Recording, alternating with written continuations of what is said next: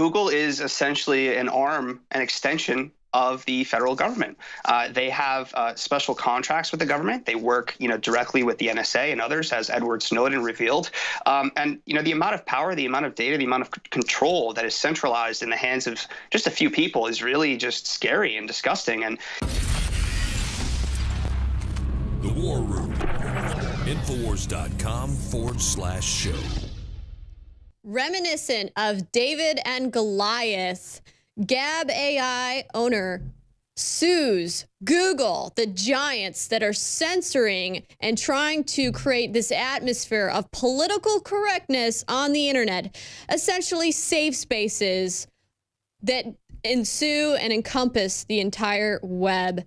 So we're going to be joined back with Andrew Torba, the founder and CEO of Gab AI, to talk about his lawsuit against Google, the giant company that owns YouTube that's already started censoring conservatives off their platform.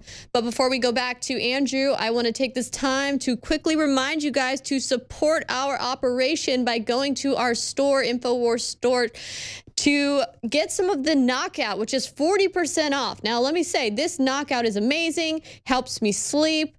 We've also got 50% off of our emergency survival foods, and this is great for natural disasters, which we've been seeing more of as of late. And we also have Z-Shield, which is 40% off, but most importantly, we have a special this week that you will get an additional 10% off your entire order upon checkout if you enter War Room into the discount codes. So let's go back to our interview with Andrew Torba, because we really need to break down and get the information that we need to hear from Andrew on his suit against Google. And I must commend him. I mean, Andrew, you are really brave to go up against Google. Have you been worried at all for your safety? yeah, absolutely. You're not the first to say that. I will say that I do weightlift, but there will be no accidents. Let's just put it that way. I don't care. This is the cross to carry. This is the cross to carry. I've received death threats. I've dealt with doxing. I've dealt with any number of things that no normal person should have to deal with. But this is the cross that we carry to expose the evil and the corruption and the anti-Americanism that is going on in Silicon Valley. And I'm glad to carry that cross. So, Andrew, I really admire your resolve behind it, your reasoning behind the lawsuit and everything. And we've been through kind of what provoked you into that. What's the goal of the lawsuit? Do you want Google to pay damages to you for money that you've lost because of this? Do you just simply want to be put back into the marketplace? What's the ultimate goal? What are you suing for here? Well, the goal is to win, right? The goal is to get back onto the App Store. We are exploring all potential outcomes here, and we want to keep our options open. We want to, let the public know our story. We want to let them know what is going on, that this anti-competitive behavior is going on, and expose just how much power and control that these companies have. I mean, Google and Facebook are arguably more powerful than the U.S. government. They have more data. They have more information. They control the flow of it, and most people don't understand that. They use these products and they willingly give up their personal information, their personal data, without thinking twice about it. And that's scary. There needs to be more activity in the marketplace. There needs to be more alternatives like Gab and others that we believe will continue to rise in the future. Right. And like we mentioned earlier in this hour, even Slate, the far left news website, is on your side. They say that Google does have too much power. So this shows that it's clearly not a partisan website. They did, erroneously label your website as alt-right. Right. Do you think that Google, they do behave like public utilities in a way? That's kind of how they've modeled their business. Do you think that Google, Facebook, Twitter, these tech giants in Silicon Valley need to be labeled as public utilities and treated as such? Absolutely. I mean, Google is essentially an arm, an extension of the federal government.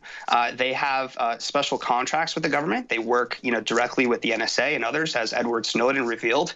And the amount of power, the amount of data, the amount of control that is centralized in the hands of just a few people is really just scary and disgusting. And it really is interesting that you brought up Slate, because absolutely we're seeing far left, websites, far left journalists that are agreeing with and saying, yeah, these companies do have too much power and something needs to be done. Our country and our sovereignty is at stake here. We're letting these corporate oligarchs control and decide, what information is quote unquote fake news. Mark Zuckerberg came out today and started talking about, the Russians, buying ads and how they're going to start, cranking down more on censorship. They are banning over 1 million accounts every single day. They hired 3,000 new employees to police and censor content just recently. So I don't think this is going away. And Silicon Valley has shown that they are going to double down on the censorship. They are going to double down on the double standards and the hypocrisy. And our goal is to expose that and obviously to win this case. Right. You made a really good point there. An important thing to note is, because I'm a small government guy, I'm a free market guy, and that's a criticism that, I get from a lot of more libertarian types is, they say, why do you want the government to interfere in the market, cracking down on Google, forcing them to do things that a private company shouldn't have to do? But the reality, like you just mentioned, is that Google is not operating as a private company. They're receiving government money, government contracts, operating, with the government, even with the NSA and the intelligence. Exactly. Even with the government. Tax breaks, intelligence community, all that different stuff. They're not behaving as a private entity. So I think that's an important thing for our small government, free market listeners to understand, is that they're not acting in the way that you think they are. Right. And I always like to say, I'm very libertarian myself. I'm very pro free market. I'm very pro, small individual business. But here's the thing. The market is rigged. It's rigged. It's a duopoly. We try participating in good faith in the market, and the market, has shown that these people are going to express these anti-competitive tactics against a relative, alternative social network that does, perceive a threat to, their business partners and themselves. Our Gab TV product competes directly with YouTube, for example, our video product. And again, furthermore, the hypocrisy of these companies in allowing advertisers to target racist phrases or Jew haters in Facebook's example. This was just released this week as well, but not allowing quote unquote hate speech on another site, which, by the way, we are not endorsing. It's third-party user content. We're not actually posting this ourselves as a company, obviously. So the hypocrisy is just disgusting, and we're going to continue to call it out. Yeah, it's very dangerous when you have Google having so much power. And some of these tech giants, they have so much power. And then we have this example of how Google had fired an employee just for his politically incorrect memo, because he even questioned how they were, hiring women or just, we won't get into some of the details there, but really and truly, it's terrifying to see that we have all these SJWs being employed at Google, and they're wanting to expand the idea of safe spaces, which we've seen encroach upon colleges where you have these Antifa going around beating people just because they think that they're a Nazi or they're claiming that they have hate speech. And really and truly, you can offend these SJWs at the drop of a dime. And now we're seeing it with Google because they're hiring all these SJWs that want to go around and police the internet. Right. And, it's quite ironic that Google fired James Damore for criticizing the culture and some of the diversity agendas that are inside of Google. And yet Google was just hit with a lawsuit over gender pay discrimination. So, maybe it makes you think that maybe he had some points about what's going on inside of Google. And, there's other things that are going on as well. We're hearing talks in D.C. that there is active legislation being prepared as we speak against these tech giants. So it's going to be very interesting to see how this plays out this fall. Exactly. Well, thank you so much for joining us, Andrew Torba, the CEO and founder of Gab AI. I commend you for your heroism and bravery in taking on the tech giants, Google. Stay tuned, guys. We'll be right back after this short break. If you want the future, you must fight for it. This is The War Room with Owen Schroyer at Infowars.com/show.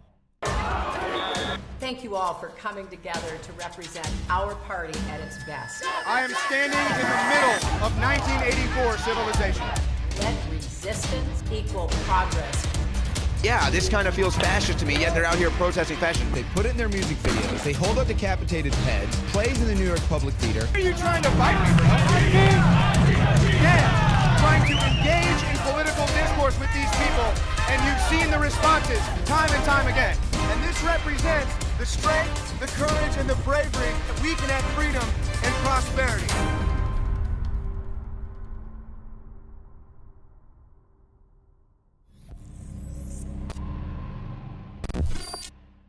What the aging process is when the cell replicates, we lose a little bit of our telomeres. Telomeres are the little cups on the end of our chromosomes. And when it runs out, you start dying. Secure your DNA force today at InfoWarsLife.com.